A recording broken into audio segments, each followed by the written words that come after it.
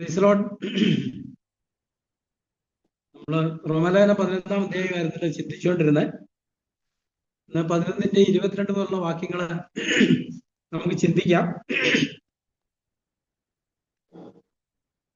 ആകയാൽ ദൈവത്തിന്റെ ദയയും ഖണ്ഡിതവും കാണുക. വീണവരിൽ ദൈവത്തിന്റെ ഖണ്ഡിതവും, നിന്നിലോ നീ ദയയിൽ നിലനിന്നാൽ ദയം തന്നെ, അല്ലെങ്കിൽ നീയും ഛേദിക്കപ്പെടും.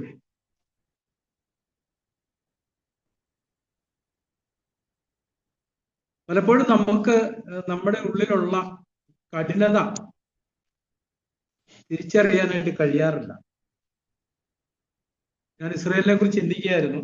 സംഖ്യാപുസ്തകത്തില് നമ്മളിങ്ങനെ ഒരു ഭാഗം വായിക്കുന്നുണ്ട്. സംഖ്യാപുസ്തകം 16-ാം അധ്യായത്തില് അതിന്റെ 31 മുതലുള്ള വാക്യങ്ങളിൽ ഓരോരെയും അവരോട് കൂടെയുള്ള എല്ലാവരെയും ദൈവം നശിപ്പിക്കുന്ന ഒരു രംഗം നമ്മൾ കാണുന്നുണ്ട്. സംഖ്യ 16:31 തൊട്ട് 35 വരെ വായിക്കുമ്പം അതിൽ 34-ാമത്തെ വാക്യം നമ്മൾ ഇങ്ങനെ വായിക്കുന്നു: അവരുടെ ചുറ്റും ഇരുന്ന ഇസ്രായേലിലൊക്കെയും അവരുടെ നിലവിളി കേട്ടു, ഭൂമി നമ്മെയും വിഴുങ്ങിക്കളയരുത് എന്ന് പറഞ്ഞ് ഓടിപ്പോയി. പക്ഷെ ഇത് 41-ാമത്തെ വാക്യത്തിലേക്ക് വരുമ്പോൾ നമ്മൾ അവിടെ വീണ്ടും വായിക്കുന്നത്, എന്നാൽ ഇസ്രായേൽ മക്കളുടെ സഭയെല്ലാം മോശയ്ക്കും അഹരോനും വിരോധമായി പിറുപിറുത്തു, നിങ്ങൾ യഹോവയുടെ ജനത്തെ കൊന്നുകളഞ്ഞു എന്ന് പറഞ്ഞു. ഇസ്രായേലിനെ കുറിച്ച് നമ്മൾ ചിന്തിക്കുമ്പോൾ പലപ്പോഴും നമ്മൾ വിചാരിക്കാറുണ്ട്, നമ്മളായിരുന്നെങ്കിൽ ഇസ്രായേൽ മക്കൾ ചെയ്ത പോലെ ചെയ്യുകയോ പറഞ്ഞ പോലെ പറയുകയോ ചെയ്യുകയൊന്നും ഇല്ലെന്ന് വിചാരിക്കാറുണ്ട്. പക്ഷെ യാഥാർത്ഥ്യം നാമും അവരിൽ നിന്ന് വ്യത്യസ്തരൊന്നുമല്ല. ഇസ്രായേലിൽ ഇറങ്ങി പുറപ്പെട്ട് മരുഭൂമിയിൽ വന്ന് അവരെണ്ണപ്പെട്ടപ്പം 6,35,550 പേരായിരുന്നു ഉണ്ടായിരുന്നത്. 40 വർഷം കൊണ്ട് അവർ 2 പേരൊഴികെ എല്ലാവരും നശിച്ചു പോയി നമ്മൾ വായിക്കുന്നത്. മരുഭൂമിയിൽ പട്ടുപോയി. ഓരോ സാഹചര്യങ്ങളിലും ദൈവം അവരെ 1000, 10,000, 23,000 ഇങ്ങനെ പല സംഖ്യയായിട്ട് അവരെ നശിപ്പിക്കും നമ്മൾ കാണുന്നുണ്ട്. ഇവരൊരു ഗ്രൂപ്പായിട്ടാണ് താമസിച്ചുകൊണ്ടിരുന്നത്. നടുക്ക് സമാന കൂടാരം അതിന്റെ 4 വശത്തായിട്ട് 12 ഗോത്രങ്ങളും. ഓരോ ദിവസവും ദൈവത്തോടുള്ള മത്സരത്തിന്റെ അനന്തരഫലമായിട്ട് അവരിങ്ങനെ മരിച്ചു വീണുകൊണ്ടിരുന്നു. പക്ഷെ ഇത് കണ്ടിട്ടും ബാക്കിയുള്ളവർക്കൊരു ദൈവഭയമോ ഭീതിയോ ഒന്നും ഉണ്ടാകുന്ന നമുക്ക് കാണുന്നില്ല. ഇപ്പൊ തന്നെ ഓരോരെയും കൂടെയുള്ളവരെ എല്ലാം ഭൂമി വായു വിളർന്ന് വിഴുങ്ങി. മറ്റവർക്ക് ഇത് കണ്ടിട്ട് നമ്മളെ വിഴുങ്ങരുതെന്ന് പറഞ്ഞ് ഓടിപ്പോയി എന്നാ വായിക്കുന്നത്. പക്ഷെ 41-ാമത്തെ ഭാഗം നമ്മൾ വായിക്കുന്നത്, പിറ്റന്നാൾ ഇസ്രായേൽ മക്കളുടെ സഭയെല്ലാം മോശയ്ക്ക് അഹരോനിനും വിരോധമായി പിറുപിറുത്തു. 44-ാമത്തെ വാക്യത്തിലേക്ക് വരുമ്പോൾ യഹോവ മോശയോട്, ഈ സഭയുടെ നടുവിൽ നിന്ന് മധ്യയിൽ നിന്ന് മാറിപ്പോകും, ഞാൻ അവരെ ക്ഷണത്തിൽ സംഹരിക്കുമെന്ന് അരുളിച്ചെയ്തു. നമ്മള് തീമോഥെയോസിൽ ഇങ്ങനെ വാക്യം വായിക്കുന്നുണ്ട്, എത്ര പഠിപ്പിച്ചിട്ടും സത്യത്തിന്റെ പരിജ്ഞാനത്തിൽ എത്താൻ കഴിയാത്ത പെണ്ണുങ്ങൾ എന്നൊരു പദപ്രയോഗമുണ്ട്. ഇസ്രായേലും ഇങ്ങനെ തന്നെയായിരുന്നു. ഇതെല്ലാം കണ്ടിട്ടും അവർക്ക് ദൈവഭയം ഇല്ലാതിരുന്നു. അവർ ദൈവത്തെ ഭയപ്പെട്ടില്ല. അവരുടെ കൂടെ വീണ വലിയൊരു സംഖ്യയുണ്ട്. അവസാനം വരെ മരുഭൂമി യാത്രയുടെ അവസാന ഘട്ടത്തിൽ എത്തുമ്പോൾ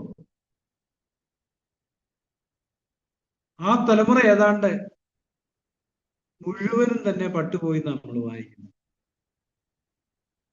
ഒരു പുതിയ തലമുറ അന്നേരത്തിന് വന്നിരുന്നു. പക്ഷെ ഈ പട്ടുപോയവരെല്ലാം ഈ ദൈവത്തിന്റെ പ്രവൃത്തികൾ കണ്ടിട്ട് ദൈവത്തെ അനുസരിക്കുകയല്ല ചെയ്തേ, വീണ്ടും വീണ്ടും വീണ്ടും ദൈവത്തോട് മത്സരിച്ചുകൊണ്ടായിരുന്നു. നമ്മളും അതിൽ നിന്ന് വ്യത്യസ്തരൊന്നും ആണെന്ന് നമുക്ക് പറയാൻ പറ്റത്തില്ല.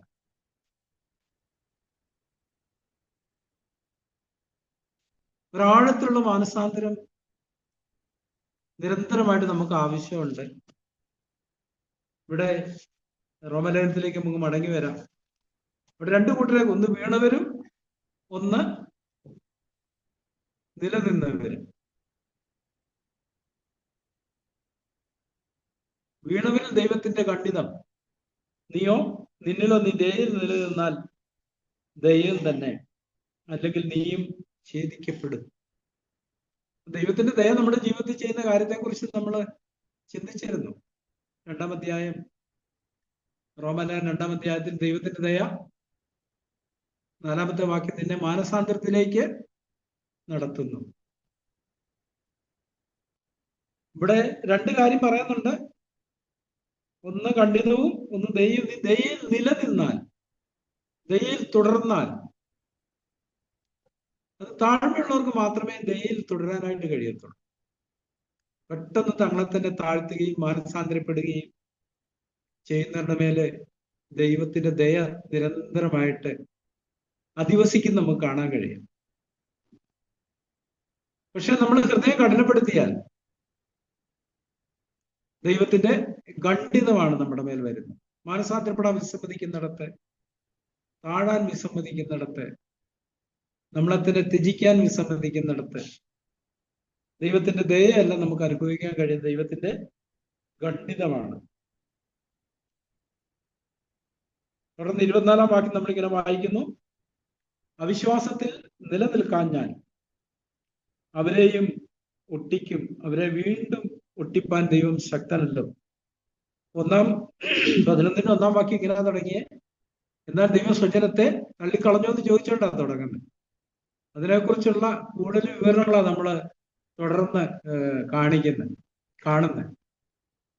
അപ്പൊ നമ്മുടെ ജീവിതത്തില് ദൈവത്തിന്റെ വിളിയും തിരഞ്ഞെടുപ്പിനുള്ള ബന്ധത്തിൽ നമ്മൾ നിത്യതയിൽ എത്തിച്ചേരണമെന്നുണ്ടെങ്കിൽ നമ്മൾ നിരന്തരമായിട്ട് ദൈവത്തിന്റെ ദയയിൽ ആശ്രയിക്കുകയും നമ്മളെ തന്നെ താഴ്ത്തുകയും ചെയ്യുന്നിടത്താണ് നമുക്ക് വാഗ്ദത്തം ചെയ്ത ആ കനാൻ പ്രാപിക്കാനായിട്ട് കഴിയത്തുള്ളൂ.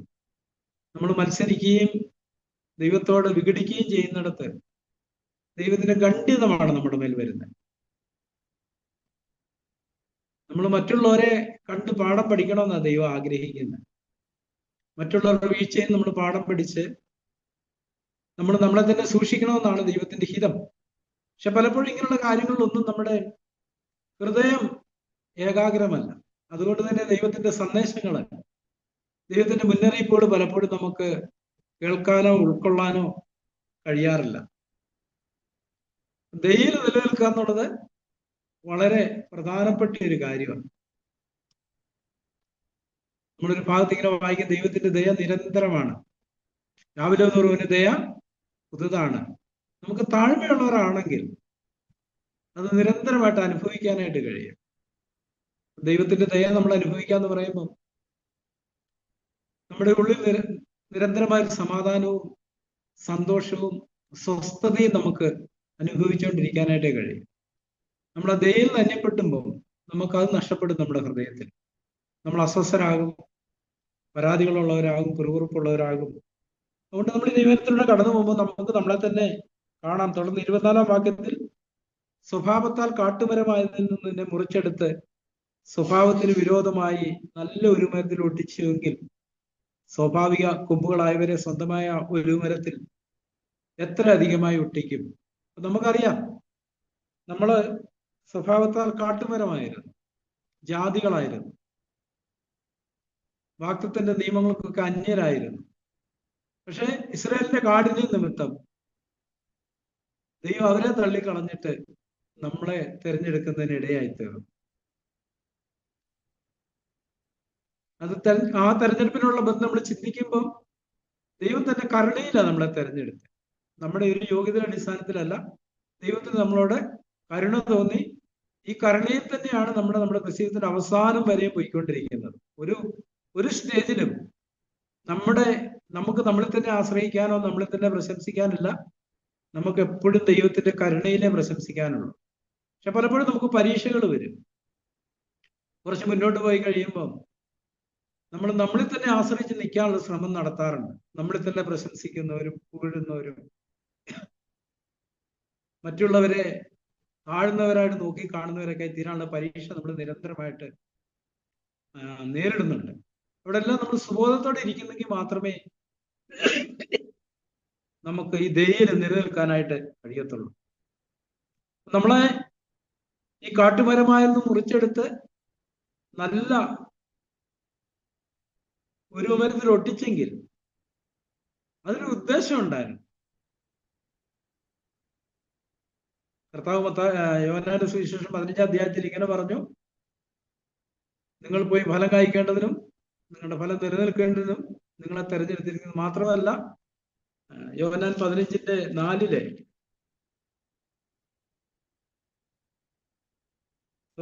8 വാക്യം നമ്മൾ ഇങ്ങനെ വായിക്കുന്നു, നിങ്ങൾ വളരെ ഫലം കായ്ക്കുന്നതിനാൽ എൻ്റെ പിതാവ് മഹത്വപ്പെടുന്നു, അങ്ങനെ നിങ്ങൾ എൻ്റെ ശിഷ്യന്മാരാകും. സകല ജാതികളെയും ശിഷ്യരാക്കാനുള്ള ഒരു കൽപ്പനയാണ് ദൈവം തന്നെ. നമ്മൾ എങ്ങനെയാണ് ശിഷ്യരാകുന്നതെന്ന് അവിടെ പറഞ്ഞിരിക്കുന്നത്. നിങ്ങൾ വളരെ ഫലം കായ്ക്കുന്നതിനാൽ എൻ്റെ പിതാവ് മഹത്വപ്പെടുന്നു, അങ്ങനെ നിങ്ങൾ എൻ്റെ ശിഷ്യന്മാർ ആകുന്നു. അപ്പൊ നമ്മൾ ഫലം കായ്ക്കുന്നില്ലെങ്കിലോ പിതാവ് മഹത്വപ്പെടുത്തുന്നുമില്ല, നമ്മൾ ശിഷ്യന്മാരെ ആകുന്നുമില്ല. നമ്മളെ കുറിച്ച് അതുകൊണ്ടാണ് മത്തായി പറഞ്ഞ്, നിങ്ങൾ ഭൂമിയുടെ ഉപ്പ. ഈ ഭൂമിയെ ദൈവം സഹിക്കാൻ കാരണം ദൈവമക്കളുടെ സാന്നിധ്യം. ദൈവത്തിന് ഈ ഭൂമിയെ സഹിക്കാവതാക്കുന്നത് വെളിച്ചം, ജീവിതത്തിൽ വെളിച്ചത്തിൽ നടക്കുന്ന ദൈവമക്കളുടെ സാന്നിധ്യം കൊണ്ട്. അവരില്ലാതായി കഴിഞ്ഞാൽ പിന്നെ ദൈവത്തിന് ഭൂമിയെ സഹിക്കാനാവത്തില്ല. അപ്പൊ നമ്മളെ ആക്കി വെച്ചിരിക്കുന്നത് ഭൂമിയുടെ ഉപ്പായിട്ടാണ്. ആ ഉപ്പിന്റെ രുചിയാണ് നമ്മളെ വ്യത്യസ്തരാക്കി തീർക്കുന്നത്. ഉപ്പ് കാരമില്ലാതെ പോയാൽ അതിന് എന്തുകൊണ്ട് രസം വരുത്തും? അത് പുറത്ത് കളഞ്ഞിട്ട് മനുഷ്യൻ ചവിട്ടുവാനല്ലാതെ ഒന്നിനും കൊള്ളത്തില്ല. ഈ കാരമെന്ന് പറയുന്നത് ദൈവ സ്വഭാവമാണ്. അതാ ഇവിടെ കർത്താവ് പറഞ്ഞിരിക്കുന്നത്, നിങ്ങൾ വളരെ ഫലം കായ്ക്കുന്നതിന് എൻ്റെ പിതാവ് മഹത്വപ്പെടുന്നു, അങ്ങനെ നിങ്ങൾ എൻ്റെ ശിഷ്യന്മാരാകും. നമുക്കറിയാം, നമ്മുടെ ഫലവൃക്ഷങ്ങളോടുള്ള ബന്ധത്തിൽ അത് ആദ്യമൊക്കെ കായ്ക്കുമ്പോൾ വളരെ കുറഞ്ഞ ഫലങ്ങളെ ഉണ്ടാവാറുള്ളൂ. പക്ഷെ വർഷങ്ങൾ കഴിയും തോറും ഫലം കൂടിക്കൊണ്ടേയിരിക്കും. മിക്കവാറും എല്ലാ ഫലവൃക്ഷങ്ങളോടുള്ള ബന്ധത്തിലും ഒരു യാഥാർത്ഥ്യമാണ്. നമുക്ക് നമ്മളെ തന്നെ ശോധന ചെയ്യാം. ഈ ആത്മാവിന്റെ ഫലം നമ്മളിൽ എന്തുമാത്രം ഉണ്ട്? അതോ ആദ്യം ഉണ്ടായിരുന്നിടത്തോളം ഫലം ഇന്ന് നമ്മളില്ലേ? ആദ്യം ഉണ്ടായിരുന്നിടത്തോളം സ്നേഹം, ക്ഷമ, കരുണ നമുക്ക് കുറഞ്ഞു പോയോ? അതോ ഉണ്ടായി വർദ്ധിച്ചുകൊണ്ടാണ് ഇരിക്കുന്നത്? 2 പത്രോസ് അപ്പോസ്തലൻ ഇപ്പൊ നിങ്ങൾക്കുണ്ടായി വർദ്ധിക്കുന്നുവെങ്കിൽ നമ്മൾ വായിക്കുന്നുണ്ട് 2 പത്രോസ് 1 അധ്യായത്തില്. നമുക്കിത് ഉണ്ടായി മാത്രം പോരാ, ഇത് വർദ്ധിച്ചുകൊണ്ടേയിരിക്കണം. നമ്മുടെ ഫലം വർദ്ധിച്ചുകൊണ്ടേയിരിക്കണം, നിലനിൽക്കണം. നിങ്ങൾ പോയി ഫലം കായ്ക്കണം, നിങ്ങളുടെ ഫലം നിലനിൽക്കണം എന്ന് പറയുന്നുണ്ട്. നിങ്ങൾ വളരെ ഫലം കായ്ക്കുന്നതുകൊണ്ട് എൻ്റെ പിതാവ് മഹത്വപ്പെടുന്നു. സഹോദരന്മാരെ, ഈ ആത്മാവിന്റെ ഫലം നമ്മളിൽ വർദ്ധിച്ചു വരുന്നുണ്ടോ? കൂടിക്കൂടി വരുന്നുണ്ടോ? അതോ അത് കുറഞ്ഞു പോവാണ് ചെയ്യുന്നത്? നമ്മളെ സ്വഭാവത്തിന് വിരോധമായി നല്ല ഒലിവുമരത്തിൽ ഒട്ടിച്ചുവെങ്കിൽ സ്വാഭാവിക കുമ്പോൾ അവരെ സ്വന്തമായ ഒലിവുമരത്തിൽ എത്ര അധികമായി ഒട്ടിക്കും. അത് ഇസ്രായേലിനെ കുറിച്ചാ പറഞ്ഞിരിക്കുന്നത്. സ്വന്തമായ ജനം. അപ്പൊ നമ്മളോടുള്ള ബന്ധത്തിന്റെ യാഥാർത്ഥ്യമാണ്.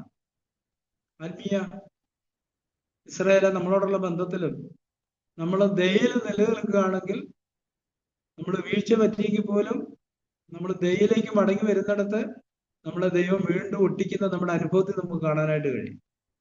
നമ്മൾ ദൈവത്തിൽ നിന്ന് അകന്നിരിക്കുമ്പോൾ നമുക്ക് ഫലമില്ല. പക്ഷെ നമ്മൾ മടങ്ങി വന്ന് കഴിയുമ്പോൾ, നമ്മൾ മാനസാന്തരപ്പെട്ട് തിരിച്ചു വരുമ്പം ദൈവം വീണ്ടും നമ്മളെ ഒട്ടിക്കുകയും കൂടുതൽ ഫലം കായ്ക്കാനായിട്ട് നമുക്ക് കൃപ തരികയും ചെയ്ത് നമുക്ക് കാണാനായിട്ട് കഴിയും. തുടർന്ന് 25-ാമത്തെ വാക്യം നമ്മൾ ഇങ്ങനെ വാങ്ങി, സഹോദരന്മാരെ, നിങ്ങൾ ബുദ്ധിമാന്മാരെന്ന് നിങ്ങൾക്ക് തന്നെ തോന്നാതിരിപ്പാൻ ഈ രഹസ്യം അറിയാതിരിക്കുന്നത് ഞാൻ ആഗ്രഹിക്കുന്നു. ജാതികളുടെ പൂർണ്ണസംഖ്യ ചേരുവോളും ഇസ്രയേലിന് അംശമായി കാഠിന്യം ഭവിച്ചിരിക്കുന്നു. ഇസ്രയേലിനെ കഠിനപ്പെടുത്താനുള്ള ഒരു കാരണം ജാതികൾക്ക് രക്ഷ വരാനായിട്ടായിരുന്നു, നമുക്ക് രക്ഷ വരാനായിട്ടായിരുന്നു. ജാതികളുടെ പൂർണ്ണ പൂർണ്ണ സംഖ്യ ചേരുവോളം ഇസ്രയേലിന് അംശമായി കാഠിന്യം സംഭവിച്ചിരിക്കും. ഇതിനോടുള്ള ബന്ധത്തിൽ ദൈവത്തിന്റെ പദ്ധതിയില് അങ്ങനെ ഒരു കാര്യമുണ്ട്. അപ്പോസ്തല പ്രവൃത്തികളുടെ പുസ്തകം 13-ാം അധ്യായത്തില് അവിടെ ഒരു പ്രത്യേക പദപ്രയോഗം നമുക്ക് കാണാനായിട്ട് കഴിയും. അപ്പോസ്തല പ്രവൃത്തി 13-ന്റെ 46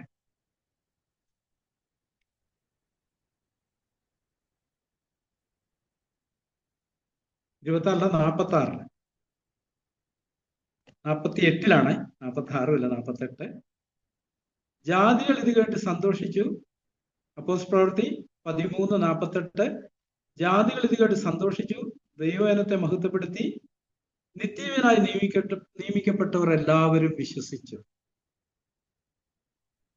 അപ്പൊ ആ ഒരു സ്ഥലത്ത് അപ്പോസ്തലന്മാർ ദൈവവചനം അറിയിച്ചതിന്റെ അനന്തരഫലമായിട്ട് നമ്മൾ വായിക്കുന്ന ഒരു കാര്യം, നിത്യജീവനായി നിയമിക്കപ്പെട്ടവർ എല്ലാവരും വിശ്വസിച്ചു.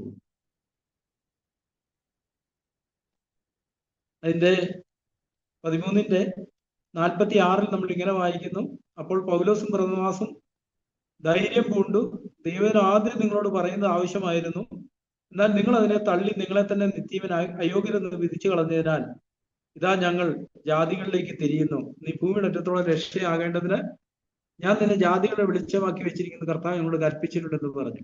ജാതികൾ ഇത് കേട്ട് സന്തോഷിച്ചു, ദൈവത്തെ മഹത്വപ്പെടുത്തി, നിത്യവനായി നിയമിക്കപ്പെട്ടവർ എല്ലാവരും വിശ്വസിച്ചു എന്ന് പറഞ്ഞതുപോലെ ഇസ്രായേലിന്റെ കാഠിന്യത്തിന് പിന്നിലുള്ള ഉദ്ദേശം ജാതികളെ ഈ വിശ്വാസമാർഗത്തിലേക്ക് കൊണ്ടുവരിക എന്നുള്ളതായിരുന്നു. ആ ജാതികളുടെ പൂർണ്ണ സംഖ്യ ചേരുവോളം ഇസ്രായേലിന് അംശമായി കാഠിന്യം ഭവിച്ചിരിക്കുന്നു. ഇന്ന് നമുക്കറിയാം, ഇസ്രായേലില് യഹൂദന്മാരിലെ ഒരു ചെറിയ കൂട്ടമെങ്കിലും കർത്താവിനെ വിശ്വസിക്കുന്നവരുണ്ട്. മഹാഭൂരിപക്ഷവും കർത്താവിനെ തള്ളിക്കളഞ്ഞെങ്കിലും എല്ലാ കാലത്തും നമ്മൾ നേരത്തെ വായിച്ച ഒരു ചെറിയ ശേഷിപ്പ് ദൈവം സൂക്ഷിച്ചിട്ടുണ്ടെന്ന് പറഞ്ഞതുപോലെ ഒരു ചെറിയ കൂട്ടം എല്ലാ കാലഘട്ടത്തിലും യഹൂദന്മാരുള്ള ബന്ധത്തിലും കർത്താവിനെ അംഗീകരിച്ചവരും കർത്താവിനെ അനുഗമിക്കുന്നവരുണ്ട്. പക്ഷെ ആ ജാതികളുടെ പൂർണ്ണ സംഖ്യ, ജാതികളിൽ നിന്ന് ദൈവം നിത്യവനായിട്ട് നിയമിക്കപ്പെട്ടവരെല്ലാവരും വിശ്വസിക്കുന്നത് വരെ യഹൂദന്മാർക്ക് അംശമായി കാഠിന്യം ഭവിച്ചിരിക്കുന്നു. അവർക്ക് കാണാത്ത കണ്ണും കേൾക്കാത്ത ചെവിയൊക്കെ കൊടുത്തിരിക്കുന്നു. ഇതിന്റെ കാരണം നമുക്ക് രക്ഷ കിട്ടാനായിട്ട്. ആ പൂർണ്ണസംഖ്യ ചേർന്ന് കഴിയുമ്പോൾ 26-ാം വാക്യം നമ്മൾ ഇങ്ങനെ വായിക്കുന്നു: ഇസ്രയേൽ മുഴുവനും രക്ഷിക്കപ്പെടും. ഈ മുഴുവൻ എന്ന് പറയുമ്പോഴും നിയമിക്കപ്പെട്ടവർ എന്നുള്ള സത്യം നമ്മൾ മറന്നുപോകരുത്. നിത്യവനായി നിയമിക്കപ്പെട്ടവർ എന്ന് പറഞ്ഞാൽ സ്വന്തം ഇച്ഛാശക്തിയിൽ ദൈവത്തെ തെരഞ്ഞെടുക്കുന്നവർ മാത്രമേ രക്ഷിക്കപ്പെടത്തുള്ളൂ. ബാക്കിയുള്ളവരെ രക്ഷിക്കപ്പെടത്തില്ല. പലപ്പോഴും ഇന്നത്തെ കാലത്ത് പല പുതിയ ഗ്രൂപ്പുകളൊക്കെ വന്നിട്ടുണ്ട്. അവർ പറയുന്നൊരു കാര്യം, ദൈവം കരുണയുള്ളവനായതുകൊണ്ട് ആരെയും നശിപ്പിക്കത്തില്ല, നരകത്തിലേക്ക് വിടത്തില്ല, എല്ലാവരും രക്ഷിക്കപ്പെടും. ആ നിലയിൽ പഠിപ്പിക്കുന്നവരുണ്ട്. അത് വ്യത്യസ്തമായ ഒരു സുവിശേഷമാണ്. ദൈവത്തിൽ അങ്ങനെ അല്ല നമ്മൾ കാണുന്നത്. അപ്പൊ ദൈവത്തോടുള്ള ബന്ധത്തിൽ നമ്മൾ ചിന്തിക്കുമ്പോൾ ദൈവത്തിന് 2 സ്വഭാവവിശേഷങ്ങളുണ്ട്. അതാണ് ദയയും ഖണ്ഡിതവും. 2 സമയത്തുള്ളതല്ല, ഒരേ സമയത്തിന് ദൈവത്തിലുള്ളതാണ്. അപ്പൊ നമുക്ക് പിതാക്കന്മാരെന്നുള്ള നിലയിൽ, അല്ലെ മാതാക്കൾ എന്നുള്ള നിലയിൽ നമുക്കറിയാം, നമ്മളിലും ഒരേ സമയം തന്നെ 2 സ്വഭാവവിശേഷങ്ങളും ഉണ്ട്. അവരനുസരിക്കുകയും നല്ല നിലയിലൊക്കെ പോവുകയും ചെയ്യുമ്പോൾ അവർ ദയയിലാണ്. പക്ഷെ അനുസരണക്കേടും മത്സരവും കാണുന്നിടത്ത് ഖണ്ഡിതം, കർശനമായിട്ട് നമ്മൾ അവരോട് ഇടപെടും. അപ്പൊ ദൈവത്തിന്റെ നേച്ചറും അങ്ങനെ തന്നെയാണ്. നമുക്കറിയാം, നിലവേക്കാരോടുള്ള ബന്ധത്തിൽ ദൈവം അവരെ നശിപ്പിക്കാനാണ് തീരുമാനിച്ചത്. യോനയെ പറഞ്ഞു വിട്ടു. പക്ഷെ യോനയുടെ പ്രസംഗം കേട്ട് ഒരു മാനസാന്തരപ്പെട്ടു. വേറൊരു ഭാഗത്ത് ആഹാവ് തന്നെത്താൻ താഴ്ത്തി. അത് കണ്ടിട്ട് ദൈവത്തിന് അത്ഭുതമായി. ദൈവം പ്രവാചകനോട് പറയുന്നത്, നീ പോയിട്ട് പറ, അവൻ തന്നെത്താൻ താഴ്ത്തിക്കൊണ്ട് അവന്റെ കാലത്ത് നിന്നും സംഭവിക്കത്തില്ല, അവന്റെ ശേഷമേ സംഭവിക്കത്തുള്ളൂ. അപ്പൊ ദൈവത്തിന്റെ ആഗ്രഹം മുഴുവൻ നമ്മൾ നമ്മളെ തന്നെ താഴ്ത്തണമെന്നും ദൈവത്തിന്റെ കരുണയിലും കൃപയിലും നമ്മളെ തന്നെ ഏൽപ്പിക്കണമെന്നുള്ള ദൈവത്തിന്റെ ഇഷ്ടം. അപ്പൊ നമ്മുടെ കുഞ്ഞുങ്ങളോടുള്ള ബന്ധത്തിൽ നമുക്കറിയാം, നമ്മുടെ കുഞ്ഞുങ്ങളൊന്നും നശിച്ചു പോകണമെന്ന് നമ്മൾ ആഗ്രഹിക്കാറില്ല. അവരോട് നമ്മൾ കർശനമായിട്ട് ഇടപെടുന്നതിന്റെ മുമ്പുള്ള ഉദ്ദേശം അവർ രക്ഷിക്കപ്പെടണം, അല്ലെങ്കിൽ നന്നായി വരണമെന്നുള്ള ഉദ്ദേശത്തിലാണ്. നമ്മൾ ഒരിക്കലും തെറ്റായ ഉദ്ദേശത്തോടെ അല്ല അവരെ ശാസിക്കുകയോ ശിക്ഷിക്കുകയോ തിരുത്തുകയോ ഒക്കെ ചെയ്യുന്നത്. അതെല്ലാം ചെയ്യുമ്പോൾ നമ്മുടെ ഹൃദയത്തിന്റെ ആഗ്രഹം അവർ നല്ല മക്കളായിട്ട് തീരണമെന്നുള്ളതാണ്. അവരോട് പലപ്പോഴും കഠിനത കാണിക്കുന്നത് എന്തുകൊണ്ടാണ്, കഠിനത കാണിക്കുന്നത് എന്തുകൊണ്ടാണ്? അതിന്റെ പിന്നിലുള്ള ഉദ്ദേശവും അവരുടെ രക്ഷയും അവരുടെ നന്മയുമാണ്. അത് നമ്മൾ കാണിക്കാതെ പോയാൽ ഒരു പക്ഷെ അവരെ നഷ്ടപ്പെട്ടു പോകാൻ സാധ്യതയുണ്ട്. അതുകൊണ്ടാണ് നമ്മൾ ആ നിലയിൽ കാണിക്കുന്നത്. നമ്മുടെ ഹൃദയത്തിന്റെ ഏറ്റവും ആഴത്തെ തട്ടിലുള്ളൊരു കാര്യം എന്താ? നമ്മൾ ദൈവത്തിൽ ഇങ്ങനെ വായിക്കുന്നുണ്ടല്ലോ, അപ്പന് മക്കളോട് കരുണ തോന്നുന്ന പോലെ യഹോവയ്ക്ക് തന്റെ ഭക്തന്മാരോട് കരുണ തോന്നുന്നു. അപ്പന് മക്കളോട് കരുണ തോന്നുക പറയുമ്പോൾ ബേസിക് നേച്ചറാണ്. ചില സമയത്ത് കഠിനതയോടെ ഇടപെടുമ്പോഴും ഏറ്റവും ആഴത്തിലേക്ക് പോയിട്ടുണ്ടെങ്കിൽ കരുണയാണ്. കരുണയിൽ നിന്ന് വരുന്ന ഒരു കഠിനതയാണ്. അതിന്റെ കാരണം ആ കഠിനത ഇല്ലെങ്കിൽ ഒരിക്കലും ആ കുഞ്ഞ് അതായിരിക്കേണ്ട അവസ്ഥയിലേക്ക് ദൈവത്തിലേക്ക് വരത്തില്ല. വേറെ ഭാഗത്ത് നമ്മളിങ്ങനെ വായിക്കുന്നു, മനസ്സോടെ അല്ലല്ലോ മനുഷ്യപുത്രന്മാരെ ദണ്ഡിപ്പിക്കും. ദൈവത്തെക്കുറിച്ചാണ് പറഞ്ഞിരിക്കുന്നത്. എന്ന് പറഞ്ഞാൽ ദൈവത്തിന്റെ ആഗ്രഹം ദണ്ഡിപ്പിക്കുക എന്നുള്ളതല്ല, പക്ഷെ ആ ദണ്ഡനത്തിലൂടെ മാത്രമേ അവർക്ക് ദൈവേഷത്തിലേക്ക് വരാൻ കഴിയത്തുള്ളൂ. അപ്പൊ ആ ദണ്ഡനം ഇല്ലെങ്കിൽ അവർ വഴി തെറ്റിപ്പോകും. കാരണം നമ്മുടെ നേച്ചർ ദോഷത്തിലേക്കുള്ളതാണ്. അപ്പൊ ആ കാർക്കശ്യമാണ് പലപ്പോഴും, ഞാൻ പലപ്പോഴും ഓർക്കാറുണ്ട്, നമ്മുടെ കഴിഞ്ഞ തലമുറയിലുണ്ടായിരുന്ന പിതാക്കന്മാരെക്കാളൊക്കെ ഒത്തിരി കരുണയുള്ളവരാണ് നമ്മള്. അവരൊക്കെ ഭയങ്കര കാർക്കശ്യക്കാരായിരുന്നു, ഒരു മയവും ഇല്ലായിരുന്നു. അതിന്റെ കാരണം എന്തായിരുന്നു? ഞാൻ എപ്പോഴും വിചാരിക്കാറുണ്ട്, എന്റെ ഫാദർ അത്രയും കാർക്കശ്യക്കാരനായിരുന്നില്ലെങ്കിൽ ഒരുപക്ഷെ ഞാൻ സഭയിലൊന്നും ഉണ്ടാവത്തില്ല. അന്ന് ആ കാർക്കശ്യം എനിക്ക് അംഗീകരിക്കാനോ ഉൾക്കൊള്ളാനോ കഴിയത്തില്ലായിരുന്നെങ്കിൽ ഇന്ന് അതെനിക്ക് ആവശ്യമായിരുന്നു എന്നുള്ളൊരു ബോധ്യമുണ്ട്. അതാണ് എന്നെ ഇന്നും നിലനിർത്തിയത്. അല്ലെങ്കിൽ ഞാൻ ദൈവവഴി വിട്ടു പോയേനെ. ഒരു നിശ്ചയ സമയം വരെ അവരെ കുറിച്ചുള്ള ഭയമാണ് നമ്മളെ നേരെ നടക്കാനായിട്ട് സഹായിച്ചത്. അല്ലായിരുന്നെങ്കിൽ, ആ ഭയം ഇല്ലായിരുന്നെങ്കിൽ നമ്മൾ വഴിവിട്ടു പോയേനെ. എന്ന് പറഞ്ഞല്ലോ, ദൈവത്തോടുള്ള ബന്ധത്തിലും നമുക്കറിയാം യഹോഭക്തി ജ്ഞാനത്തിന്റെ ആരംഭമാണ്. അല്ലെങ്കിൽ ദൈവത്തെക്കുറിച്ചുള്ള ഭയമാണ് ജ്ഞാനത്തിന്റെ ആരംഭം. നമുക്ക് ആ ദൈവ ഭയമില്ലെങ്കിൽ, അല്ലെങ്കിൽ ദൈവത്തിന്റെ ഖണ്ഡിതത്തെക്കുറിച്ചുള്ള ഒരു ആന്തരിക ബോധ്യം ഇല്ലെങ്കിൽ, അത് നമ്മളെ വഴിവിട്ട് നടക്കാനായിട്ട് പ്രേരിപ്പിക്കുന്ന ഒരു കാര്യമാണ്. നമ്മളെപ്പോഴും നമ്മുടെ ജഡം ആഗ്രഹിക്കുന്നത് ഖണ്ഡിതമല്ല, ദയയാണ്. എപ്പോഴും ദൈവത്തിന്റെ ദയയെ മുതലെടുക്കാനുള്ള ഒരു ശ്രമം നമ്മുടെ ജഡത്തിലുണ്ട്. സാത്താൻ പലപ്പോഴും നമ്മളോട് പറയുന്നേ, കർത്താവ് ദയാലുവാണല്ലോ, അതുകൊണ്ട് നീ പേടിക്കുകയൊന്നും വേണ്ട, പാപം ചെയ്താലും കർത്താവ് നമ്മളോട് ദയ കാണിക്കും, കരുണ കാണിക്കും. പക്ഷെ ദൈവം തന്നെ ഭയപ്പെടുന്നവർക്കാണ് കരുണ കാണിക്കുന്നത്. ദൈവഭയം ഉള്ളവർക്കാണ് ദൈവം കരുണ കാണിക്കുന്നത്. ദൈവഭയം ഇല്ലാത്തവരുള്ള ബന്ധത്തിൽ കരുണയല്ല, ദൈവത്തിന്റെ ഖണ്ഡിതമാണ് അവരുടെ മേലെ വരുന്നത്. ഇസ്രായേലിനോടുള്ള ബന്ധത്തിൽ ദൈവം അവരോട് ഖണ്ഡിതം കാണിച്ചതിന്റെ പേരിൽ ഉദ്ദേശം ബാക്കിയുള്ളവർക്ക് ഭയം ഉണ്ടാവണം എന്നുള്ളതായിരുന്നു. നമ്മൾ കാണുന്ന ആ ഭയത്തിലേക്ക് വന്ന വളരെ കുറച്ച് പേരെ ഉണ്ടായിരുന്നു. ഇതെല്ലാം കണ്ടതിന് ശേഷവും അവർക്ക് ദൈവത്തെക്കുറിച്ചുള്ള ഭയമല്ല ഉണ്ടായേ. അവർ വീണ്ടും ദൈവത്തോട് മത്സരിക്കുകയും അനുസരണയോട് കാണിക്കുകയും ദൈവത്തെ വെല്ലുവിളിക്കുന്ന മനോഭാവമുള്ളവരായി തീരുകയും ചെയ്തുകൊണ്ടിരുന്നു. അതുകൊണ്ട് തന്നെ നമ്മൾ ഈ ചരിത്രങ്ങളിലൂടെ കടന്നു പോകുമ്പോൾ നമുക്ക് നമ്മളെ തന്നെ ശോധന ചെയ്യേണ്ട ഒരു ആവശ്യമുണ്ട്. നമ്മുടെ അവസ്ഥ എങ്ങനെയാണ്? കർത്താവ് തല്ലുന്നതിന്റെ മുമ്പിലുള്ള ഉദ്ദേശം നമ്മൾ നന്നായി വരാനായിട്ടാണ്. നമ്മുടെ ജീവിതത്തിൽ അനുവദിക്കുന്ന എല്ലാ കഷ്ടതകളും മുമ്പിലുള്ള ഉദ്ദേശം നമ്മള് നന്നായി വരാനാണ്. നന്നാകുക എന്ന് പറഞ്ഞതിന്റെ അർത്ഥം ദൈവഹിതത്തിൽ എത്തിച്ചേരാനായിട്ടാണ്. നമുക്കറിയാം, നമ്മുടെ സ്വന്തം വഴി എപ്പോഴും നമ്മുടെ നാശത്തിലേക്കാണ് കൊണ്ടുപോകുന്നത്, മരണത്തിലേക്കാണ് നയിക്കുന്നത്. സ്വന്തം ആലോചന ദൈവം തള്ളിക്കളയുന്നവരുടെ ബന്ധത്തിൽ പറഞ്ഞിരിക്കുന്നത്, അവർ സ്വന്തം ആലോചന പ്രകാരം നടക്കേണ്ടതിന് ദൈവം അവരുടെ ഹൃദയത്തെ കഠിനപ്പെടുത്തിയെന്നാണ്. എപ്പോഴും ഈ രണ്ട് ആലോചനകൾ തമ്മിലുള്ള ഒരു പോരാട്ടത്തിലാണ് നമ്മൾ ജീവിക്കുന്നത്. ഒന്ന് ദൈവത്തിന്റെ ഒരു ആലോചനയുണ്ട്, നമ്മുടെ സ്വന്തം ആലോചനയുണ്ട്. എപ്പോഴൊക്കെ നമ്മൾ നമ്മുടെ ആലോചനയെ ത്യജിക്കാൻ തയ്യാറാകുന്നു, അതിനെ ഉപേക്ഷിക്കാൻ തയ്യാറാകുന്നു, അവിടെയാണ് ദൈവത്തിന്റെ ആലോചന നമുക്ക് വെളിപ്പെടുത്തി കിട്ടുന്നത്. നമ്മൾ അതനുസരിക്കുമ്പോഴാണ് നമ്മുടെ ദൈവത്തിന്റെ പൂർണ്ണതയിലേക്കുള്ള ഒരു യാത്രയിലായിരിക്കുന്നത്. അവിടെ നമുക്ക് 26-ാമത്തെ വാക്യത്തിൽ ഇങ്ങനെ വായിക്കുന്നു, റോമർ 11:26, ഇങ്ങനെ ഇസ്രായേൽ മുഴുവൻ രക്ഷിക്കപ്പെടും, വിടുവിക്കുന്ന സിയോനിൽ നിന്ന് വരും, അവൻ യാക്കോബിൽ നിന്ന് അഭക്തിയെ മാറ്റും, ഞാൻ അവരുടെ പാപങ്ങളെ നീക്കുമ്പോൾ ഇത് ഞാൻ അവരോട് ചെയ്യുന്ന നിയമം എന്ന് എഴുതിയിരിക്കുന്നുവല്ലോ. യെശയ്യാപ്രവചനത്തിൽ 58-ാം അധ്യായത്തിലാണ് നമ്മൾ ആ വാക്യം കാണുന്നത്. അങ്ങനെ ജാതികളുടെ പൂർണ്ണ സംഖ്യ ചേർന്ന് കഴിയുമ്പോൾ വിടുവിക്കുന്നവൻ സിയോനിൽ നിന്ന് വരും, അവൻ യാക്കോബിൽ നിന്ന് അഭക്തിയെ മാറ്റും, ഞാൻ അവരുടെ പാപങ്ങളെ നീക്കുമ്പോൾ ഇത് ഞാൻ അവരോട് ചെയ്യുന്ന നിയമം എന്ന് എഴുതിയിരിക്കുന്നത്. അന്ന് ഒരു ജനത ഒന്നാകെ ജനിക്കുന്ന ഒരു ദിവസം വരുന്നുണ്ട്.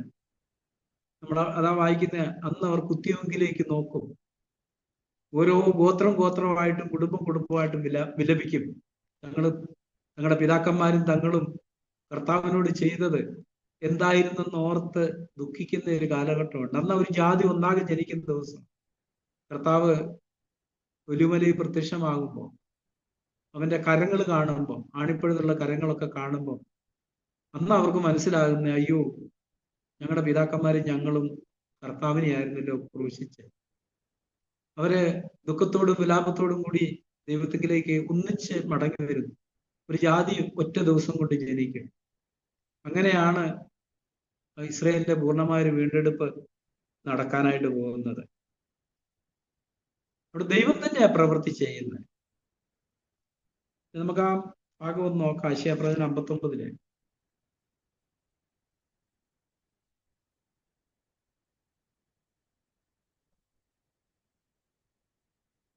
അതിന്റെ 20-ാമത്തെ വാക്യം,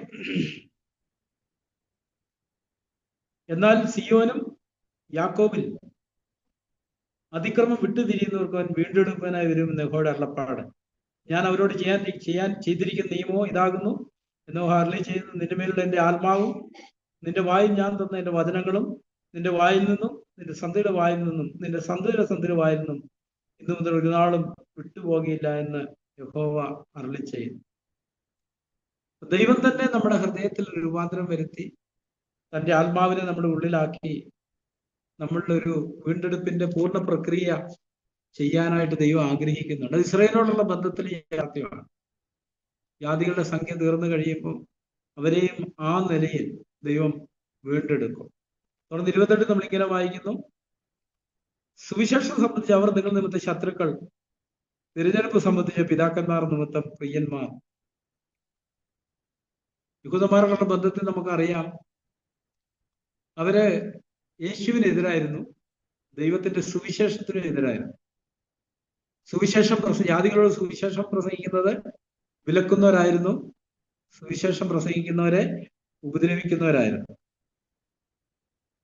പക്ഷെ തെരഞ്ഞെടുപ്പ് സംബന്ധിച്ചോ പിതാക്കന്മാർ നിമിത്തം പ്രിയന്മാർ. ഇവിടെ അബ്രഹാമിന്റെയും ഇസ്ഹാക്കിന്റെയും യാക്കോബിന്റെയും മുതലായവരുടെ തെരഞ്ഞെടുപ്പിനുള്ള ബന്ധത്തിലാണ് പറയുന്നത്. അവര് ദൈവത്തിന് പ്രിയന്മാരാണ്. അപ്പൊ ദൈവത്തിന്റെ ഈ ഒരു പദ്ധതിയോടുള്ള ബന്ധത്തിൽ ഒരു കാലഘട്ടത്തിലേക്ക് അവർക്ക് അംശമായി കാഠിന്യം ഭവിച്ചു. ഒരു കർത്താവിനെ തള്ളിക്കളഞ്ഞു, സുവിശേഷത്തിനെതിരായി തീർന്നു, കർത്താവിനെതിരായി തീർന്നു. അതിന്റെ അനന്തരഫലമായിട്ട് നമുക്ക് രക്ഷ വന്നു. നമ്മൾ ദൈവത്തിന്റെ മക്കളായി തീർന്നു, അവകാശികളായി തീർന്നു, ദൈവത്താൽ തിരഞ്ഞെടുക്കപ്പെട്ടവരായി തീർന്നു. ഇനി ദൈവം ചെയ്യാൻ പോകുന്നൊരു കാര്യം, അവരെയും വീണ്ടും ഒട്ടിക്കും. നല്ല ഉലുമരത്തോടെ വീണ്ടും ഒട്ടിക്കും. അല്ലെ? ഇപ്പം നമ്മുടെ ഉള്ളിൽ ഈ നിലയിലുള്ള ചില മനോഭാവങ്ങൾ കാണാൻ കഴിയും. നമ്മൾ പ്രത്യേകിച്ച് ആത്മീയ ശൈശാവസ്ഥയിലായിരിക്കുമ്പോൾ നമ്മുടെ ചിന്ത, നമ്മുടെ ഒഴികെ ആരും ദൈവത്തിന് പ്രിയരല്ലെന്നുള്ള ചിന്തയാണ് നമുക്ക് വരുന്നത്. മറ്റു ഗ്രൂപ്പുകളെയൊക്കെ നമ്മൾ ശത്രുക്കളായിട്ടാണ് കാണുന്നത്. ഇപ്പം യോഹന്നാൻ അപ്പോസ്തലൻ ഇങ്ങനെ എഴുതി, ദൈവത്തിൽ നിന്ന് ജനിച്ചവനൊക്കെയും അവൻ ജനിപ്പിച്ചവനെയും സ്നേഹിക്കും. നമുക്കറിയാം, ഒരു വീണ്ടും ജനനത്തിന് അനുഭവത്തിലുള്ള എല്ലാ ദൈവങ്ങളോടുള്ള ബന്ധത്തിലും നമുക്കൊരു സാഹോദര്യ മനോഭാവമാണ് വേണ്ടി. അവർ യഥാർത്ഥത്തിൽ വീണ്ടും ജനിച്ചവരാണെങ്കിൽ അവർ നമ്മുടെ ശത്രുക്കളല്ല, മിത്രങ്ങളാണ്, ഏത് ഗ്രൂപ്പിൽപ്പെട്ടവരാണേലും. പക്ഷെ നമ്മൾ പലപ്പോഴും നമ്മുടെ അന്ധത നിമിത്തം ചില ഉപദേശത്തിന്റെ ചട്ടക്കൂടുകളിൽ നിന്നുകൊണ്ട് നമ്മൾ മറ്റുള്ളവരെ നോക്കിക്കാണുന്നിടത്ത് നമുക്ക് തെറ്റിപ്പോകാൻ സാധ്യതയുണ്ട്. അതുകൊണ്ടാണ് കൊർന്നേലിയസിനോടുള്ള ബന്ധത്തിൽ പത്രോസ് അപ്പോസ്തലൻ പറയുന്നുണ്ട്, ദൈവം വാസ്തവമായിട്ട് തന്നെ വിളിച്ചപേക്ഷിക്കുന്ന എല്ലാവരോടുള്ള ബന്ധത്തിലും ദയാലുവാണ്. തുടർന്ന് 29-ാമത്തെ വാക്യത്തിൽ ദൈവം തന്റെ കൃപാവരങ്ങളെയും വിളിയെയും കുറിച്ച് അനുദമിക്കുന്നില്ലല്ലോ. അപ്പൊ ദൈവത്തിന്റെ വിളിയോടുള്ള ബന്ധത്തിൽ ചിന്തിക്കുമ്പോൾ ആ വിളി തെറ്റിക്കാനായിട്ട് നമ്മളെ കൊണ്ട് മാത്രമേ കഴിയത്തുള്ളൂ. ദൈവം തന്റെ വിളിയോടുള്ള ബന്ധത്തിൽ ഒരിക്കലും തെരഞ്ഞെടുപ്പിനെ കുറിച്ച് അനുദമിക്കുന്നില്ല. നമ്മൾ നമ്മുടെ വില്ലില് അതിനോട് എതിർത്ത് നിന്നാലേ നമുക്കതിൽ നിന്ന് അന്യപ്പെട്ടു പോകാനായിട്ട് കഴിയത്തുള്ളൂ. ദൈവം ഒരിക്കലും നമ്മളെ കൈവിടുന്നില്ല, ദൈവം അനുദമിക്കുന്നില്ല. നമ്മള് യൂദയോടുള്ള ബന്ധത്തിൽ നമുക്കതറിയാം. യൂദ ആ ഒരു വിളിയെ നിരസിക്കുക ചെയ്ത്. അവന് കർത്താവിന്റെ അടുക്ക വന്ന് ഏറ്റുപറയേണ്ടതിന് പകരം അവൻ മഹാപുരോഹിതന്മാരുടെ അടുക്ക ചെന്ന് തന്റെ പാപം ഏറ്റു പറഞ്ഞിട്ട് നമ്മൾ വായിക്കുന്ന അവനതിനെ നിരസിച്ച്, ദൈവത്തിന്റെ കരുണയും ദൈവമൊക്കെ നിരസിച്ചിട്ട് സ്വന്തം ആലോചന പ്രകാരം പോയിട്ടാണ് നശിക്കാനിടയായി തീർന്നത്. കാരണം ദൈവത്തിന്റെ ഇഷ്ടം സകല മനുഷ്യൻ രക്ഷിക്കപ്പെടണമെന്നും സത്യത്തിന്റെ പരിജ്ഞാനത്തിൽ എത്തണമെന്നുമാണ്. സാത്താൻ പലപ്പോഴും പറയും, നമ്മളൊന്ന് പരാജയപ്പെട്ട ഉടനെ നമ്മളോട് പറയും, ഇനി നിനക്ക് രക്ഷയില്ല, നിനക്ക് മടങ്ങി വരാൻ കഴിയത്തില്ല. പക്ഷെ നമ്മൾ വായിക്കുന്നുണ്ട് ദൈവവചനത്തില്, അവൻ പുകയുന്ന തിരി കെടുത്തത്തില്ല, ചതഞ്ഞ ഓട കുടിക്കത്തില്ല, ന്യായവിധി ജയത്തോളം നടത്തും. നമ്മൾ വില്ലിൽ കർത്താവിനെ തിരസ്കരിക്കാതിരിക്കത്തോളം കാലം കർത്താവ് നമ്മളെ തള്ളിക്കളയുന്നില്ല. അത് നമ്മളെപ്പോഴും നമ്മുടെ ഹൃദയങ്ങളുടെ ആഴങ്ങളിൽ സൂക്ഷിക്കേണ്ട ഒരു സത്യമാണ്. നമ്മൾ മനഃപൂർവ്വം, ഇബ്രാഹിം വായിക്കും, മനഃപൂർവ്വം പാപം ചെയ്താൽ നമ്മൾ വായിക്കുന്നു. മനഃപൂർവ്വം പാപം ചെയ്യാന്ന് പറഞ്ഞാൽ എന്താ? അപ്പൊ യൂദ ഏതാ ചെയ്തേ? മനഃപൂർവ്വം തൂങ്ങിച്ചാകുകയാണ് ചെയ്തത്. യൂദയ്ക്ക് വേണേൽ കർത്താവിലേക്ക് മടങ്ങി വരായിരുന്നു, അനുദമിക്കായിരുന്നു. കർത്താവ്, എനിക്ക് തെറ്റിപ്പോയി, ഞാൻ പാപം ചെയ്തു, എന്നോട് കരുണ തോന്നണം. കരുണയിൽ സമ്പന്നനായ കർത്താവ് അവനെ സ്വീകരിച്ചേനെ. പക്ഷെ അവൻ സ്വന്തം ആലോചന പ്രകാരം ആ കരുണയെ നിരസിച്ചിട്ട് തന്നെത്താൻ മരണത്തിന് ഏൽപ്പിച്ചു കൊടുക്കുക ചെയ്തേ.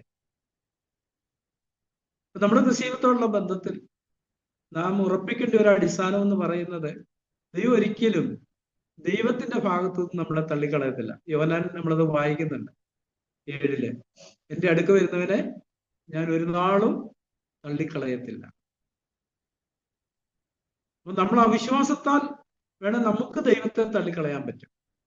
നമ്മുടെ ഹൃദയം കഠിനപ്പെട്ട് അവിശ്വാസം മൂലം ഇനി എനിക്ക് പ്രതീക്ഷയില്ലെന്ന് ചിന്തിച്ച് ദൈവത്തിൽ നമുക്ക് അകന്നു പോകാനുള്ള സ്വാതന്ത്ര്യം നമുക്കുണ്ട്. പക്ഷെ നമ്മൾ വില്ലിൽ എപ്പോഴും ദൈവത്തിന്റെ വാഗ്ദത്തങ്ങളോടുള്ള വിശ്വാസത്തിൽ ദൈവത്തിന്റെ അടുക്ക ചെല്ലുകയാണെങ്കിൽ കർത്താവ് ഒരിക്കലും നമ്മളെ തള്ളിക്കളയത്തില്ല. ഏത് സമയത്തും നമുക്ക് കർത്താവിന്റെ അടുക്കിലേക്ക് മടങ്ങി വരാനായിട്ട് വാതിലുകൾ തുറക്കപ്പെട്ടിട്ടുണ്ട്. മുടിയപുത്രന്റെ ആ ഊമയിൽ നമ്മൾ അതാ വായിക്കുന്നത്. പിതാവ് അവനെ സ്വന്തം വഴിക്ക് പോകാൻ അനുവദിച്ചതിന് ശേഷവും വഴിക്കണ്ണുമായിട്ട് അവൻ നോക്കിയിരിക്കുക ചെയ്തത്. അതുകൊണ്ടാണ് മോനെ ദൂരത്ത് വെച്ച് അവൻ കണ്ടത്. ആ ദൂരത്ത് വെച്ച് കണ്ടിട്ട് അവൻ ഓടിച്ചെന്ന് അവനെ കെട്ടിപ്പിടിച്ച് ചുംബിച്ചു. നീ എവിടായിരുന്നെന്നോ, ധനമൊക്കെ നീ എന്ത് ചെയ്തെന്നോ, ഇങ്ങനത്തെ ഒരു ചോദ്യം പിതാവിനോട് ചോദിക്കുന്നില്ല. പക്ഷെ അവന്റെ വരവിൽ പിതാവിന് അറിയായിരുന്നു അവന്റെ വില്ലിലാവും മടങ്ങി വരുന്നത്. അവകാശങ്ങളൊന്നും ഇല്ലാത്തവനായി പിതാവിന്റെ സ്നേഹത്തിൽ ഹൃദയം ഉറപ്പിച്ച് എന്നെ തള്ളിക്കളയത്തില്ല എന്നുള്ളൊരു ആന്തരിക ബോധ്യമായിട്ടാണ് വരുന്നത്. എപ്പോഴും ദൈവം ഏറ്റവും അധികം വെറുക്കുന്ന ഒരു പാപം എന്ന് പറയുന്നത് നമ്മുടെ അവിശ്വാസമാണ്. ദൈവത്തിന്റെ വാഗ്ദത്തങ്ങളെ നമ്മൾ അവിശ്വസിക്കുന്നതാണ് ഏറ്റവും വലിയ പാപം എന്ന് പറയുന്നത്. നമ്മൾ കൊലപാതകമോ വ്യഭിചാരമോ മോഷണമോ ഇതൊന്നുമല്ല ഏറ്റവും വലിയ പാപം. ദൈവത്തിന്റെ ഹൃദയത്തിൽ ഏറ്റവും ദുഃഖമുള്ള ഒരു കാര്യം നമ്മൾ അവിശ്വസിക്കുന്നതാണ്. ദൈവം ദൈവസ്നേഹത്തോടുള്ള ബന്ധത്തിൽ നമുക്കറിയാം, അവൻ തന്നെത്താൻ നമുക്ക് വേണ്ടി ഏൽപ്പിച്ചു തന്നു. ഇനി അപ്പുറത്തായിട്ടൊന്നും കാണിക്കാനില്ല. എന്നിട്ടും നമ്മൾ അതിനെ അവിശ്വസിക്കുന്നതാണ് ദൈവത്തിന്റെ ഹൃദയത്തിന് ഏറ്റവും അധികം ദുഃഖം ഉളവാക്കുന്ന ഒരു കാര്യം. ഇന്ന് രാത്രി നമ്മൾ ഒന്നിച്ചായിരിക്കുമ്പോൾ അതുകൊണ്ട് തന്നെ ഈ ഒരു 29-ാമത്തെ വാക്യം നമ്മുടെ ഹൃദയങ്ങളുടെ ആഴങ്ങളിൽ എഴുതേണ്ട ഒരു കാര്യമുണ്ട്. ദൈവം തന്റെ കൃപാവരങ്ങളെയും വിളിയെയും കുറിച്ച് അനുതപിക്കുന്നില്ലല്ലോ എന്ന് പറഞ്ഞാൽ, അനുദപിക്കുക എന്ന് പറഞ്ഞാൽ എന്താ? അയ്യോ, ഞാൻ തിരഞ്ഞെടുത്ത് പോയല്ലോ, അല്ലെ വിളിച്ചു പോയല്ലോ എന്ന് ദൈവം ഒരിക്കലും ചിന്തിക്കത്തില്ല. നമുക്ക് വേണേ ആ വിളിയെ നിരസിച്ച് സ്വന്തം വഴിക്ക് അവിശ്വാസം നിമിത്തം ഏത് വഴിക്ക് വേണേലും പോവാം. പക്ഷെ ദൈവം നമുക്ക് വേണ്ടി കാത്തിരിക്കുന്ന ഒരു പിതാവാണ്. നമുക്ക് ആശ്രയിക്കാനുള്ളത് ദൈവത്തിന്റെ ദയയിലും കരുണയിലും കൃപയിലും ഒക്കെയാണ്. മറ്റൊന്നിലും നമുക്ക് ആശ്രയിക്കാനില്ല. നമ്മൾ ചില പാട്ടുകളിൽ പാടാറില്ലേ, കൃപേ കൃപേ കൃപേ കൃപേ, മറ്റൊന്നുമില്ല. അതുകൊണ്ട് തന്നെ നമ്മുടെ പിതാവിനോടുള്ള ബന്ധത്തിൽ, സ്വർഗ്ഗസ്ഥനായ പിതാവിനോടുള്ള ബന്ധം, ഈ ഒരു ആഴത്തിലുള്ള ഉറപ്പ് നമ്മുടെ ജീവിതത്തിൽ ആവശ്യമാണ്. നമ്മുടെ സ്വന്തം ചിന്തകൾ പലപ്പോഴും അതിന് വിരുദ്ധമായിരിക്കും, നമ്മളിൽ തന്നെ വരുന്ന ചിന്തകൾ. പക്ഷെ നമ്മൾ ഒരിക്കലും നമ്മളിൽ തന്നെ വരുന്ന ചിന്തകളെ അല്ല എടുക്കേണ്ടത്, ദൈവത്തിന്റെ വാഗ്ദത്തങ്ങളെയാണ്. ദൈവത്തിന്റെ വചനം എന്ത് പറയുന്നു എന്നുള്ളതാണ് നമ്മൾ എപ്പോഴും മുറുകെ പിടിക്കേണ്ടത്. ദൈവത്തിന്റെ വാഗ്ദത്തങ്ങളിൽ, ദൈവത്തിന്റെ വചനത്തിൽ നമ്മളെ തള്ളിക്കളയും ഉപേക്ഷിക്കും എന്നൊരിടത്തും പറഞ്ഞിട്ടില്ല. പക്ഷെ നാം സ്വയമായിട്ട് ദൈവത്തിന്റെ ദയയെ നിരസിച്ച്, കൃപയെ നിരസിച്ച്, സ്വന്തം തീരുമാനപ്രകാരം നമുക്ക് ദൈവത്തിന് ധന്യപ്പെട്ടു പോകാം. അല്ലാണ്ട് കർത്താവിന്റെ ഭാഗത്ത് നിന്ന് ഒരിക്കലും നമ്മളെ ഉപേക്ഷിക്കുന്നില്ല, കൈവിടുന്നുമില്ല. ആ സ്നേഹവാനായ പിതാവിനെ പോലെ ഒരു മടങ്ങിവരവിന് വേണ്ടി കാത്തിരിക്കുന്ന ദൈവം. പഴയ നിങ്ങളൊക്കെ വായിക്കുമ്പോൾ നമുക്ക് പലയിടത്തും മടങ്ങി വരുവീൻ മടങ്ങി വരുവീൻ എന്നുള്ളൊരു നിലവിളി ദൈവത്തിൽ നിന്ന് ഉയരുന്ന നമുക്ക് കാണാനായിട്ട് കഴിയും. ഇപ്പം ഒരു ഭാഗത്ത് പ്രവാചകൻ ഇങ്ങനെ പറഞ്ഞു, കഴുത തന്റെ പുൽത്തൊട്ടിയെയും ആള് തന്റെ യജമാനന്റെ പുൽത്തൊട്ടിയെയും കഴുത തന്റെ ഒക്കെ അറിയുന്നു, പക്ഷെ എന്റെ ജനമോ എന്നെ അറിയുന്നില്ല എന്ന് പറഞ്ഞാൽ അതിന്റെ അർത്ഥം എന്താ? നമ്മൾ അവരെ അഴിച്ച് ദൂരെ വിട്ടാലും കുറെ നേരം കഴിയുമ്പോൾ വൈകുന്നേരം ആകുമ്പോഴത്തേനും അവരെന്ത് ചെയ്യും? തിരിച്ച് ആ പുൽത്തൊട്ടിയിലെത്തും. പക്ഷെ എന്റെ ജനം എന്നെ നിരസിച്ച് സ്വന്തം വഴിക്ക് പോകുന്നു. ദൈവം എപ്പോഴും ഒരു പ്രതീക്ഷയോടെയാണ് നമുക്ക് വേണ്ടി കാത്തിരിക്കുന്നത്. നമ്മൾ എത്ര വലിയ പരാജയപ്പെട്ടവരാണെങ്കിലും, വീണുപോയവരാണെങ്കിലും, നമുക്ക് തന്നെ പ്രത്യാശയ്ക്ക് വകയില്ലെന്ന് തോന്നിയാലും ദൈവം അങ്ങനല്ല ചിന്തിക്കുന്നത്. അതുകൊണ്ടാണ് നമ്മുടെ എഫീസിൽ കരുണാസമ്പന്നമായ ദൈവമോ നമ്മെ സ്നേഹിച്ച മഹാസ്നേഹം. ആ സ്നേഹത്തില് നമുക്കറിയാം, 1 Corinthians 13 അതിനെ കുറിച്ചാണ് പറഞ്ഞിരിക്കുന്നത്. സ്നേഹം ദീർഘമായി ക്ഷമിക്കുന്നു. ദൈവസ്നേഹത്തിന്റെ പ്രത്യേകതയാണ്. നമ്മളോടുള്ള ബന്ധത്തിൽ സ്നേഹവാനായ പിതാവ് എന്നുള്ള നിലയിൽ നമ്മൾ എത്ര പരാജയപ്പെട്ടവരാണെങ്കിലും ദൈവം നമ്മളോട് ക്ഷമിക്കുന്ന ഒരു പിതാവാണ്. ഈ ഒരു ആന്തരിക ബോധ്യം നമുക്ക് നിരന്തരമായിട്ട് ആവശ്യമാണ്.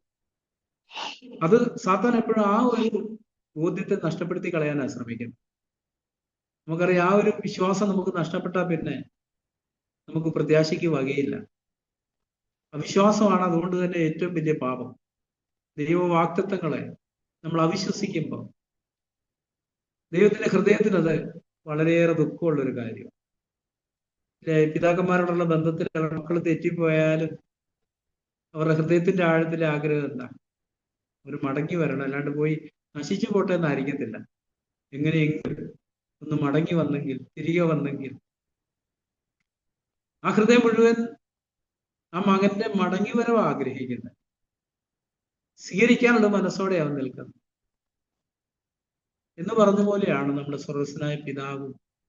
നമ്മൾ അതുകൊണ്ട് തന്നെ നമ്മുടെ വിളിയെ തിരഞ്ഞെടുപ്പിലുള്ള ബന്ധത്തിൽ നമ്മൾ ഒരിക്കലും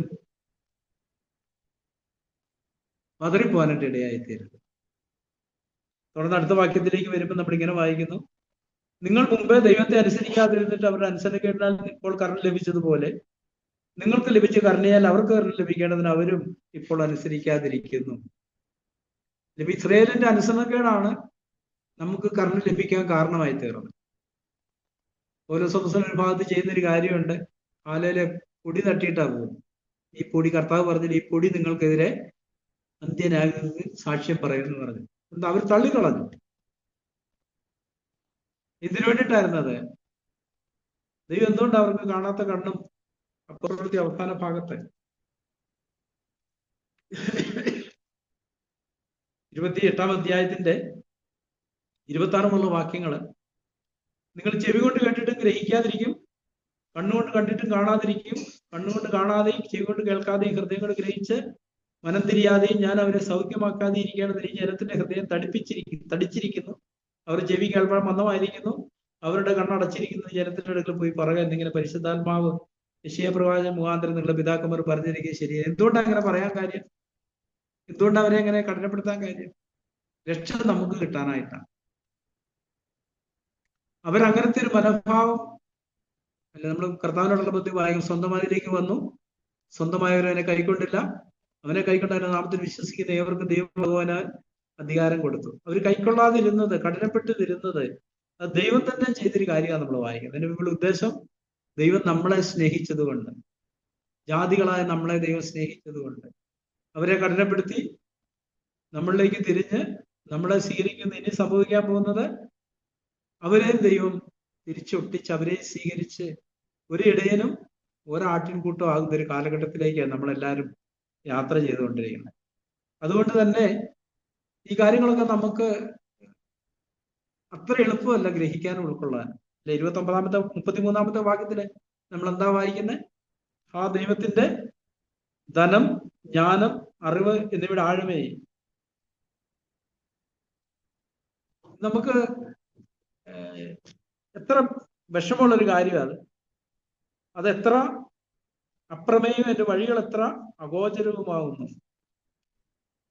നമ്മളെ സംബന്ധിച്ചിടത്തോളം നമ്മുടെ ബുദ്ധിക്ക് ഇതൊന്നും ഉൾക്കൊള്ളാനായിട്ട് കഴിയുന്നൊരു കാര്യം. നമ്മുടെ യുക്തി എപ്പോഴും ഇതിനെതിരായിട്ടാണ് നിൽക്കുന്നത്. നമ്മൾ വിശ്വാസത്താൽ അറിയാം. ലിവിംഗ് ബൈബിളിൽ അതിനെക്കുറിച്ച് എഴുതിയിരിക്കുന്നത് 33-ാമത്തെ വാക്യത്തിലോ, what a wonderful God we have, how great are his wisdom and knowledge and riches, how impossible it is for us to understand his decisions and his methods. നമുക്ക് ഗ്രഹിക്കാൻ കഴിയുന്നതിനൊക്കെ അപ്പുറത്തുള്ളൊരു കാര്യമാണ്.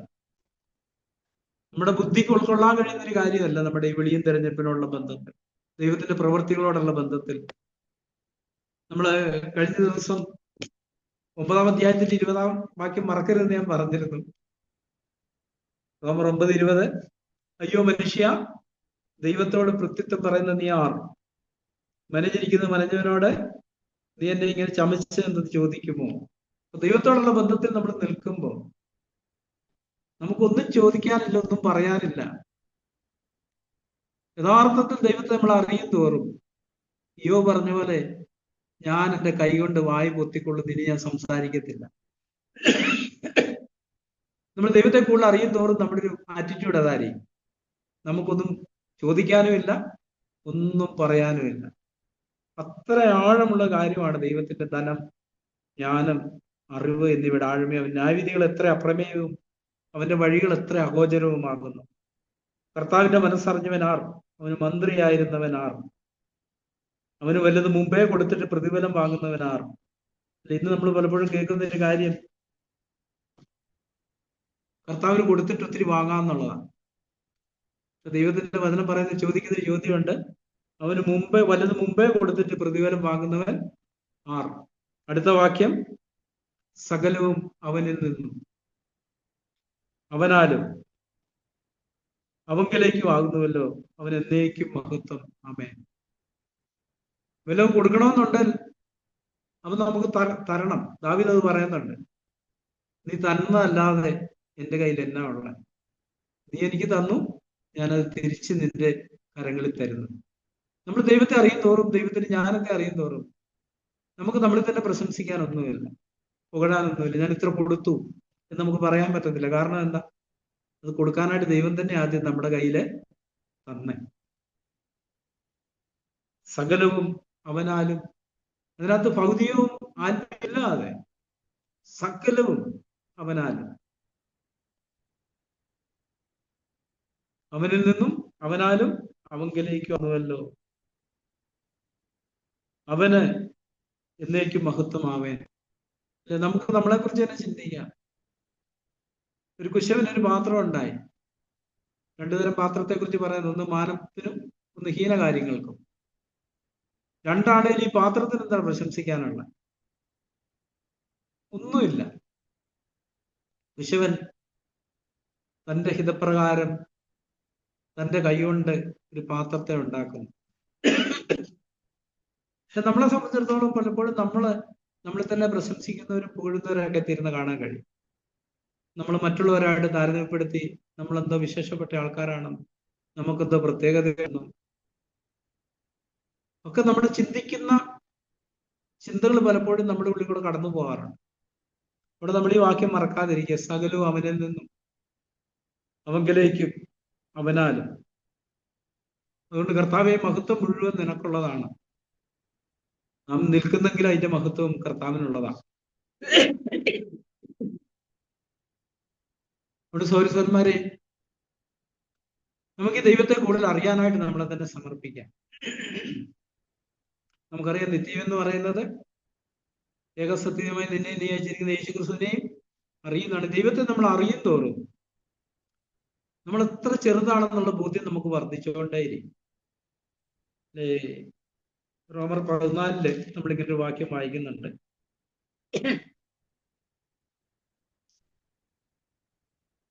12-ാം അധ്യായം ഇതിന്റെ 16-ാമത്തെ വാക്യം, ഇതിന്റെ അവസാന ഭാഗത്ത്, നിങ്ങളെ തന്നെ ബുദ്ധിമാന്മാർ എന്ന് വിചാരിക്കരുത്. നമ്മളെല്ലാം നേരിടുന്ന ഒരു പരീക്ഷയായത്. പലപ്പോഴും നമ്മളെ തന്നെ ബുദ്ധിമാന്മാരെന്ന് വിചാരിക്കുന്ന, ചിന്തിക്കുന്ന ഒരു കാര്യം. മറ്റുള്ളവരുമായിട്ട് നമ്മളെ താരതമ്യപ്പെടുത്തിയിട്ടാണ് നമ്മൾ അങ്ങനെ ബുദ്ധിമാന്മാരാണെന്ന് വിചാരിക്കുക. പക്ഷെ നമ്മൾ ദൈവമായിട്ട് നമ്മളെ താരതമ്യപ്പെടുത്തും, നമുക്ക് അങ്ങനത്തെ ഒരു ചിന്ത പോലും വരത്തില്ല. ഞാന് ഒന്നുമല്ല കർത്താവേ. സങ്കീർത്തനക്കാരൻ പറഞ്ഞ പോലെ, നാം പൊടിയെന്നവൻ ഓർക്കുന്നു എന്ന് പറഞ്ഞ പോലെ തന്നെ നമുക്ക് നമ്മളെക്കുറിച്ച് അങ്ങനത്തെ ഒരു ചിന്തയാ വരിക. കർത്താവെ, ഞാൻ വെറും പൊടിയാണല്ലോ, എനിക്ക് പ്രശംസിക്കാൻ ഒന്നുമില്ല കർത്താവ്. എന്തെങ്കിലും ഉണ്ടെങ്കിൽ നിന്നിലേ ഉള്ളല്ലോ എനിക്ക് പ്രശംസിക്കാൻ. അപ്പോൾ നമ്മൾ തിരിഞ്ഞു നോക്കുമ്പം, മുമ്പോട്ട് നോക്കുമ്പോഴും, നമ്മൾ കർത്താവിനെ അറിയും തോറും നമ്മൾ കൂടുതൽ കൂടുതൽ താഴ്മയിലേക്ക് വന്നുകൊണ്ടേയിരിക്കും. നമ്മളിൽ തന്നെയുള്ള ആശ്രയം നഷ്ടപ്പെടും, നമ്മളിലുള്ള പ്രശംസ നഷ്ടപ്പെടും. വരദിലേവൻ 1-ാം അധ്യായത്തിൽ പറഞ്ഞ്, പ്രശംസിക്കുന്നവൻ കർത്താവിൽ പ്രശംസിക്കട്ടെ.